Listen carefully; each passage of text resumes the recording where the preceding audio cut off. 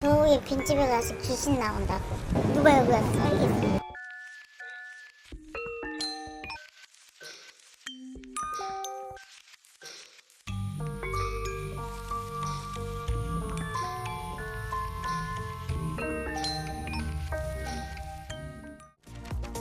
약 2,000세대 대단지 아파트들 사이로 방치된 100여 개의 빈집들이 있는데요. 그중에 약 10가구에만 주민들이 살고 있다고요. 서울 도심이라고는 믿기지가 않죠. 마치 시간이 멈춘 듯한데요. 해당 동네는 주거 환경이 열악하다고 판단돼서 2005년 주거 환경 개선 사업 정비구역으로 지정됐습니다. 하지만 2017년에 정비구역이 해제되면서 이렇게 방치된 거죠. 우리가 여기서 제일 우회해요, 여기. 이유는 다 있어요. 재개발을 놓고 주민과 투자자들 사이에 극심한 갈등이 생긴 건데요. 서울 도심의 금싸라기 땅의 개발이 흐지부지되면서 빈집촌이 됐습니다. 서로 이권 다툼이잖아요. 대책이라는데 어떻게 이걸 빨리 해야 되는데.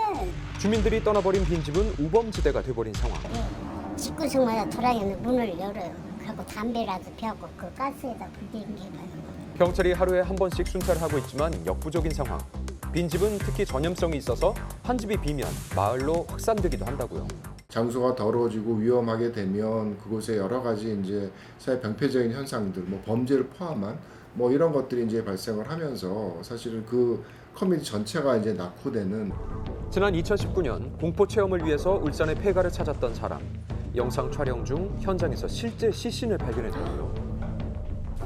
또 지난 겨울 부산의 한 폐가에서는 화재가 발생했죠. 사고의 위험성 속에 방치된 도심 속 빈집. 이 마을의 주민을 한번 만나봤습니다. 대문이 한쪽이 없어요. 철문인데 누가 꼰칠라고 나왔는데 한쪽이 시안데 누가 홀랑 팔아먹어버렸대. 빈집들이 방치되면서 마을 곳곳에 도난 사건도 끊이지 않고 있습니다. 또 매해 겨울마다 빈집에서 고독사 등의 사망 사고도 발생한다고요. 수원 최대의 번화가로 손꼽히는 인계동. 거주 인구만 약 4만 5천 명에 달하는데요. 높은 건물들 사이 노후 주택들이 모여 있는 곳이 있습니다. 최근 들어 부쩍 주민들이 떠나며 빈집이 늘고 있는 실정인데요. 오래된 옆집이 무너지면서 사고를 당했다는 주민. 저 집이 무너지면서 여기를 덮쳤지. 근데 뭐 누구한테 보상을 받을 수가 있어? 또 저렇게 비어 있는데 어디 사는지도 모르고. 자칫 인명피해로까지 이어질 수 있었던 사고. 창고의 절반이 무너졌지만 보상을 받을 길이 없습니다. 곳곳에 위험이 그대로 노출돼 있죠. 2020년 기준 전국의 빈집 수는 약 150만 호로 이 가운데 1년 이상 방치된 곳은 38만 호에 달합니다. 어쩌다가 도심 한가운데 이렇게 빈집들이 방치되고 있는 걸까? 추진하다가 문화재 고도 제한이 걸렸었어요. 그래서 조금 사업성이 좀 약했어요.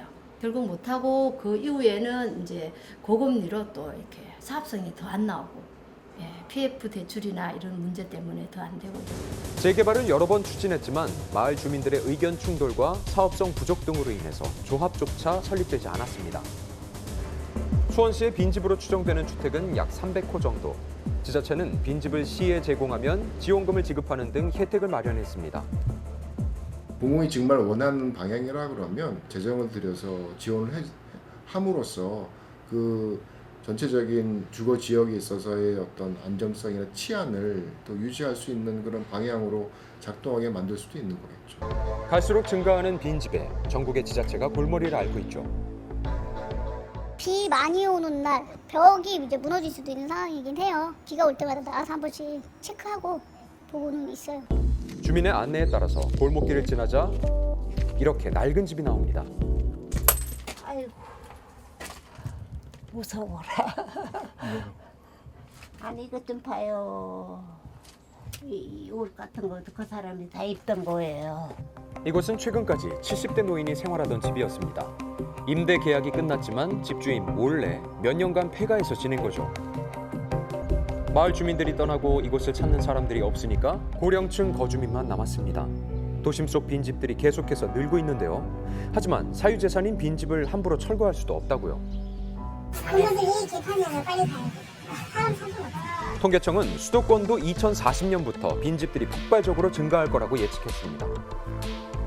수도권 내에서도 수요가 몰리는 지역이 있고 그렇지 않은 또 지역들이 있을 수가 있거든요. 앞으로의 어떤 그 도시의 주거 지역에 대한 부분들은 굉장히 차별화가 많이 발생한 그런 양극화가 발생할 수 있는 구도라고 생각을 합니다. 방치되는 빈집 속 심화되는 주거 양극화.